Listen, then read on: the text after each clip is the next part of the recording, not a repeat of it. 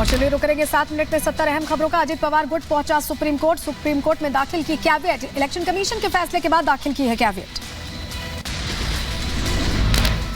शरद पवार आज दोपहर 3 बजे कर सकते हैं नाम और चुनाव चिन्ह का ऐलान। चुनाव आयोग ने शाम 4 बजे तक पार्टी और चिन्ह बताने का दिया है समय। अजित पवार गुट के नेता प्रफुल्ल पटेल ने बुलाई बैठक दिल्ली में। आज शाम अहम बैठक। अगली रणनीति को लेकर पार्टी के वरिष्ठ नेताओं के साथ करेंगे चर्चा। इलेक्शन कमीशन के फैसले पर बोली सुप्रिया सुले, कहा आज दोपहर 3 बजे तक देंगे जवाब। अजित पवार के पक्ष में फैसला आने पर बोली जेएमएम सांसद महुआ मांझी, कहा जिन्होंने पार्टी बनाई जनता उनके साथ। जिन्होंने इसे सींचा है, जिन्होंने इसको बनाया है और तमाम जनता भी उनके साथ है, उनके सेंटिमेंट्स उनके साथ है। ऐसे में इतनी आसानी से कोई अदृश्य शक्ति के दबाव में अगर हो भी जाता है तो उसको वो फील्ड कैसे छोड़ सकते हैं। झारखंड के पूर्व सीएम हेमंत सोरेन का आज मेडिकल। सोरेन को अस्पताल ले जाने के लिए ईडी ऑफिस पहुंची एम्बुलेंस। ईडी ऑफिस में कल्पना सोरेन ने हेमंत सोरेन से मुलाकात की। 18वीं सालगिरह पर मिलने पहुंची थी कल्पना। हेमंत सोरेन की गिरफ्तारी पर पत्नी कल्पना सोरेन ने किया पोस्ट। लिखा, हेमंत के साजिश के खिलाफ झुकना नहीं बल्कि लड़ना बेहतर समझा। ईडी की याचिका पर शाम 4 बजे आएगा आदेश। अरविंद केजरीवाल के समन पर ईडी ने दाखिल की थी याचिका। ईडी के एक्शन पर आतिशी का हमला, कहा छापेमारी को लेकर ईडी के पास कोई जवाब नहीं। लिखित में ये कहीं नहीं दिया कि किस केस पर छापा मारने आए हैं, किस केस पर इन्वेस्टिगेशन चल रहा है, किस केस के तहत छापा मारने आए हैं। ईडी की कार्रवाई पर आतिशी का सवाल, कहा ईडी ने किस केस में छापेमारी की है। कल हुई 16 घंटे की रेड में ईडी ने कुछ नहीं बताया।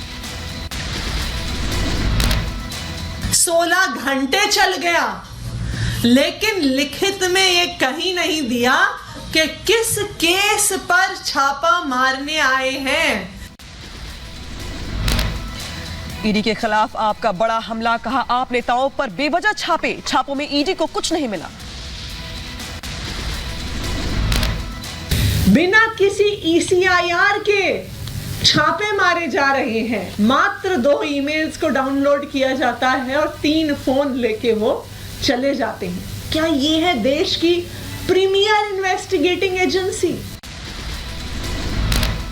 आतिशी का बीजेपी पर गंभीर आरोप, कहा आप नेताओं को किया जा रहा है परेशान, नेताओं को जेल भेजने की हो रही है साजिश। उन राजनीतिक प्रतिद्वंदियों में सबसे पहले नंबर पे हैं अरविंद केजरीवाल जी, इसलिए उनको, उनके पार्टी के सारे उनके करीबियों को और आम आदमी पार्टी के सारे नेताओं पर एक के बाद एक कोई केस, कोई समन, कोई धमकी बार बार दी जा रही। उधर कांग्रेस नेता हरक सिंह रावत के घर ईडी की छापेमारी। हरक के घर तलाशी ले रही है ईडी की टीम।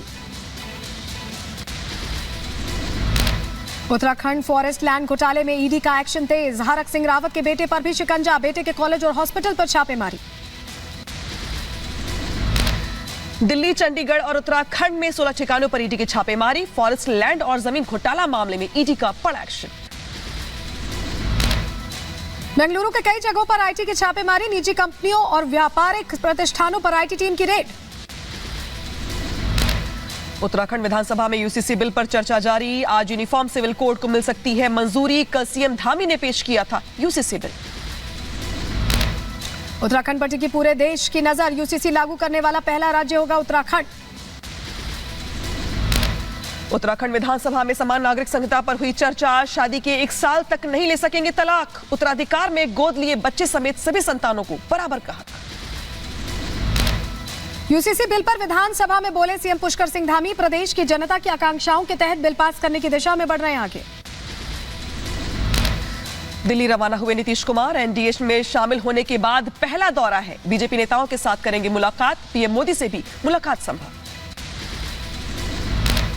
दिल्ली दौरे पर टीडीपी प्रमुख चंद्रबाबू नायडू बीजेपी के बड़े नेताओं से कर सकते हैं मुलाकात। आंध्र प्रदेश में चुनावों से पहले मुलाकात अहम मानी जा रही है। भारत जोड़ो न्याय यात्रा के निमंत्रण पर बोले यूपी के डिप्टी सीएम ब्रजेश पाठक। कहा सपा और कांग्रेस का यूपी में कोई अस्तित्व नहीं बचा। कि ये न्याय यात्रा नहीं, अन्याय यात्रा है। कई बार वो फेल साबित हो चुके हैं, जनता ने उन्हें बुरी तरह नकार दिया है और उत्तर प्रदेश में समाजवादी पार्टी को और कांग्रेस का कोई मतलब नहीं है, जनता से कई बार नकारे जा चुके हैं। आरएलडी के एनडीए में शामिल होने पर बोले समाजवादी पार्टी के महासचिव शिवपाल सिंह यादव, कहा बीजेपी गुमराह कर रही है। देखिए, जैन को मैं अच्छी तरह से जानते हैं। ये देखिए, भारतीय जनता पार्टी के द्वारा मीडिया के माध्यम से भ्रमित किया जा रहा है, तो वो कहीं नहीं जा रहे, वो मजबूती के साथ भारतीय जनता पार्टी को हराने का काम कर रहे हैं। केंद्रीय मंत्री गजेंद्र सिंह शेखावत ने बीजेपी की उपलब्धियों को गिनवाया, बोले देश को विकसित बनाने का संकल्प पीएम मोदी ने लिया था। प्रधानमंत्री नरेंद्र मोदी जी ने भी देश को विकसित बनाने का जो लक्ष्य 2047 तक का लिया है, ये सत्य सभी को स्वीकार करना पड़ेगा कि उसकी तैयारी 2014 में सरकार संभालने के साथ ही उन्होंने प्रारंभ कर दी थी। भारत जोड़ो न्याय यात्रा में शामिल होने पर यूपी के वित्त मंत्री सुरेश खन्ना का बयान, अखिलेश राहुल पर तंज कसते हुए कहा, जनता को उन पर भरोसा नहीं।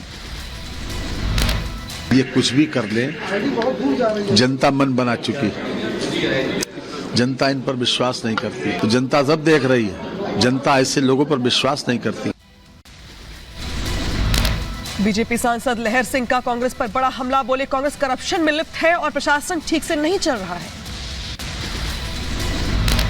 हमारा ये मुद्दा है कि कांग्रेस भ्रष्टाचार में लिप्त है और प्रशासन सही रूप से नहीं चला रही है।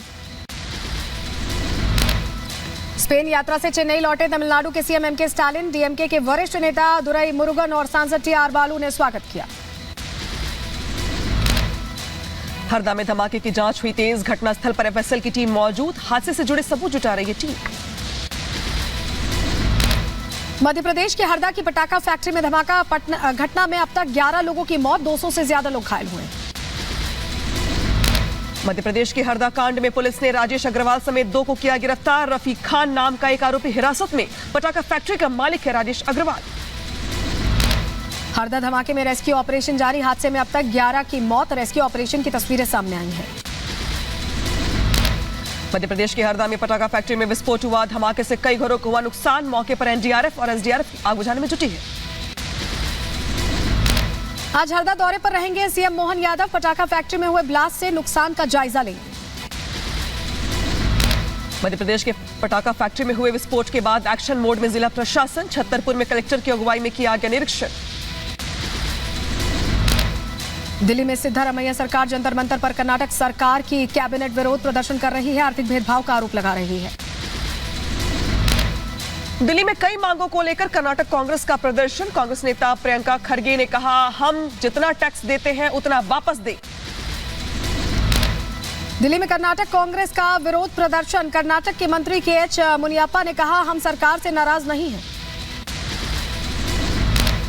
दिल्ली में कर्नाटक कांग्रेस का विरोध प्रदर्शन, कर्नाटक के गृह मंत्री जी परमेश्वर ने कहा, हमें जीएसटी का हिस्सा दिया जाए।